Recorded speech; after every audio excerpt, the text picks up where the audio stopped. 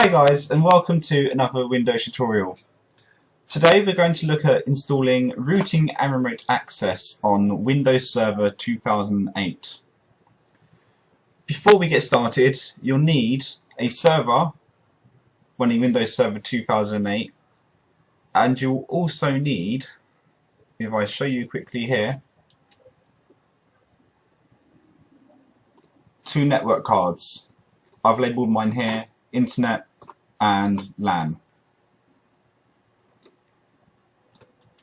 So what we're going to do is install routing and remote access, and we're going to set it up so that it routes internet into our network and also lets us VPN into our network as well from the outside. So to get started, what you need to do is open the server manager,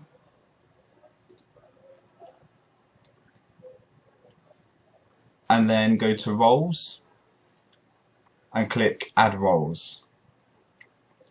Now click on network policy and access services and click next. Click next again. Now you want to choose routing and remote access services. Click next and click install.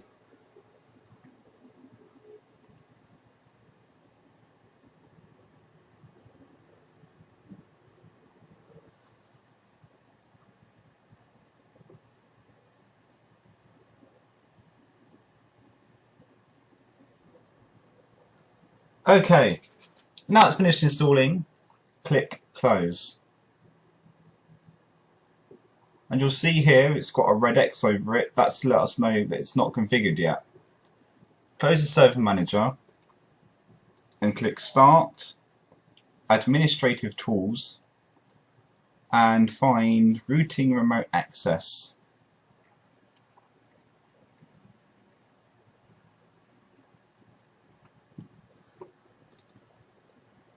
So you'll see you're greeted with this page that gives you a little brief overview about routing and remote access, and also you'll see on the left hand side here that you've got your server name with a little red down arrow to say that the server is not configured or it's just down. What we need to do now is configure the server by right clicking on the name and click configure and enable routing and remote access. On this first page, click next. Now we need to tell routing remote access what we want it to do. So what we want to do now is ask it to be a VPN and NAT server, or network address translation. So we want to select this box: virtual private network, VPN and access, and NAT, network address translation. And we read the text below it. It says allow remote clients to connect to this server through the internet and local clients to connect to the internet using a single public IP address. So that basically means that we're going to feed our internet connection into the server as you would your router at home, and then the server will deal with giving all the other computers inside the network internet access. Okay, so click next to continue. Tell routing remote access which interface connects to the internet. For me, it's the one labelled internet, but also has a different IP address to the internal network, because you'll see here the external network has an IP address of 192.168.0 and obviously a number. That's my phone. And the internal network has a IP address subnet of 10.16.1. whatever. So I've chosen my internet connection and I'm going to click next. Now it's going to ask you how you want to assign IP addresses to people that VPN into your server. I'm going to choose automatically, which means it's going to use my DHCP server on my network. And I'm going to show you how to set that up as well when we're done. So choose automatically and click next. Now it's going to ask you if you want to use Radius or remote authentication dial-in user service. We're going to say no. Use routing and remote access to authenticate connection requests. Click Next and click Finish.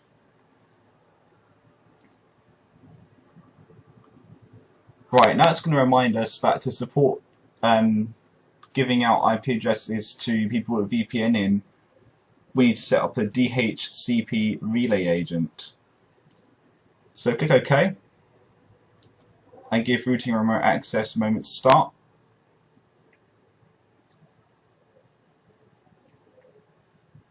And click, oh, no, don't click Finish, it's already there, it's already done.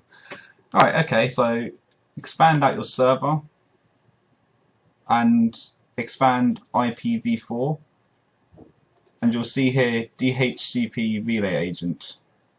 Right click on that and go to Properties. Now type in the IP address of your DHCP server.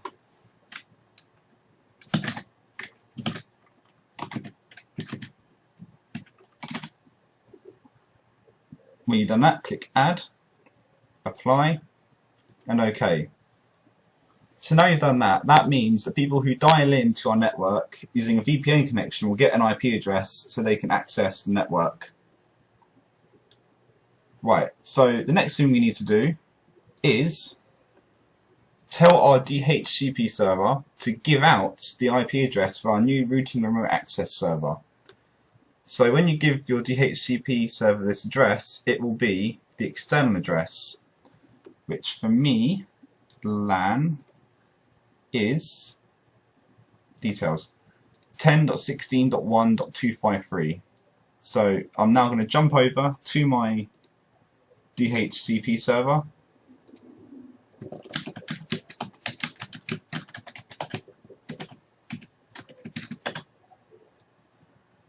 I'm going to go to Start, Administrative Tools, and DHCP. So now what I'm going to do is expand out my server name and expand IP version 4, and then click on Scope. You'll see here you have Scope Options. Double click on that and right click on a blank space on the page and click Configure Options. What we want to do is configure a router, which will be our routing remote access server we just set up. So click Router. You can either type the server name or you can type the IP address. I'm going to type the server name because it's easier for me. Right, resolve. It's got the right IP address, add, apply, and OK. So this now means that when our client PCs inside the network get an IP address, they'll also now get the IP address of our routing and remote access server. Although for this to happen, what you need to do on the client computers is do the following command: ipconfig release, and then ipconfig renew. Or alternatively, you could just reboot the computer.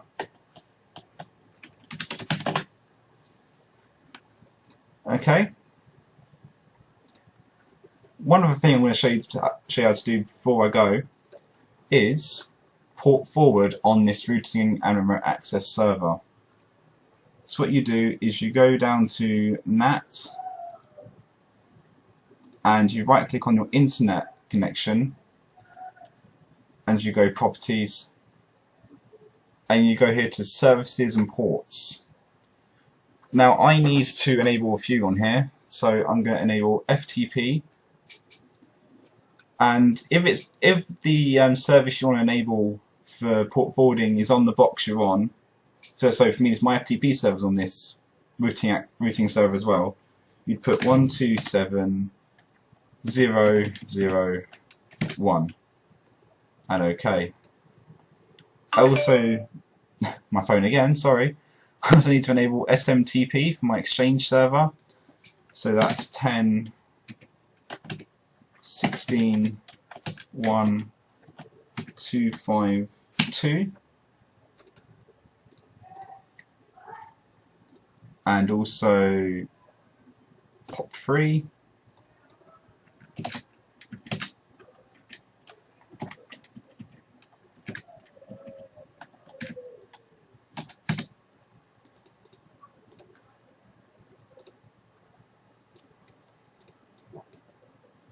HTTPS.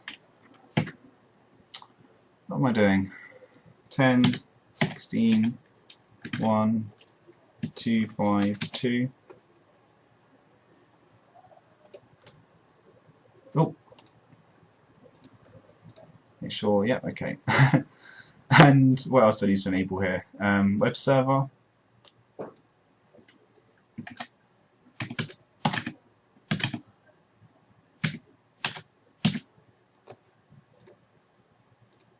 And if you want to add your own service, what you can do is click Add, put a description,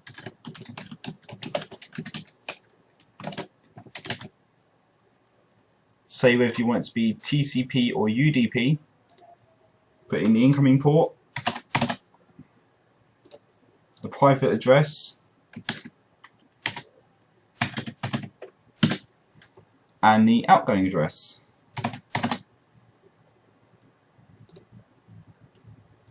And obviously make sure it's ticked. Right, so we port forwarded, we set up routing remote access, and we've set up our DHCP server to give out the IP address of this routing remote access server. So I think that's it, guys. If you have any questions, obviously leave me a comment and I will try my best to help you. But that's it for this tutorial, and look out for more coming very soon.